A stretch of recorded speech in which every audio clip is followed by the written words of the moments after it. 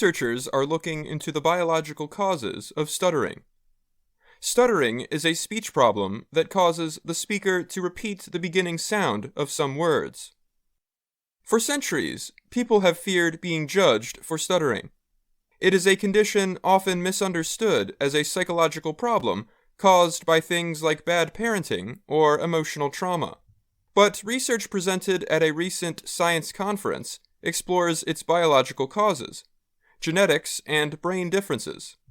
Stuttering affects 70 million people around the world, including U.S. President Joe Biden. Biden has spoken publicly about being bullied by classmates for his speech problem. He has said that overcoming his stutter was one of the hardest things he ever did. After a campaign event in 2020, he met a New Hampshire teenager who also stuttered, Braden Harrington. They ended up talking for an hour. Living with a stutter has not been easy, Braden told the Associated Press. "I want to carry on what Joe Biden said to me," he said. "That this does not define you, and that you can be much more than you see yourself as." Stuttering has been recorded as far back as ancient China, Greece, and Rome. But no one really knew what caused it until modern genetic science and brain imaging helped provide some answers. Researchers identified the first genes strongly linked to stuttering more than a decade ago. Imaging studies looked at brains of adults and older children. And in the last few years, University of Delaware researcher Ho-Ming Chow started looking at 3 to 5-year-olds.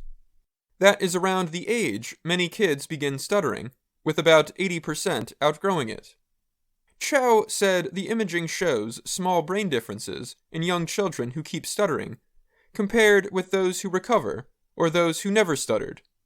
He discussed his research earlier this month at a conference of the American Association for the Advancement of Science.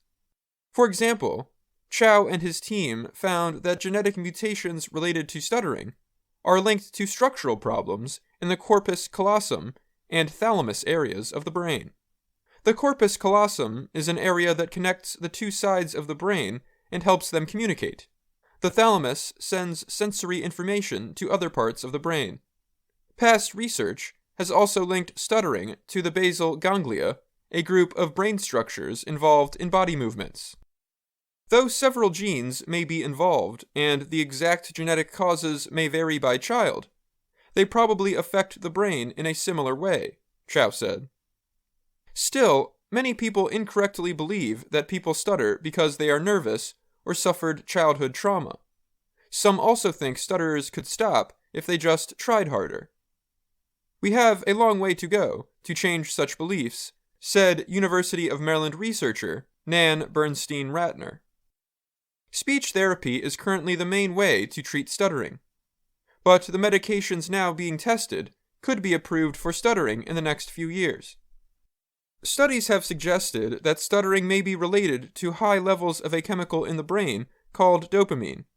Some medicines reduce dopamine activity or block its action. Holly Nover is a speech pathologist and member of the National Stuttering Association. She grew up trying to hide her stutter.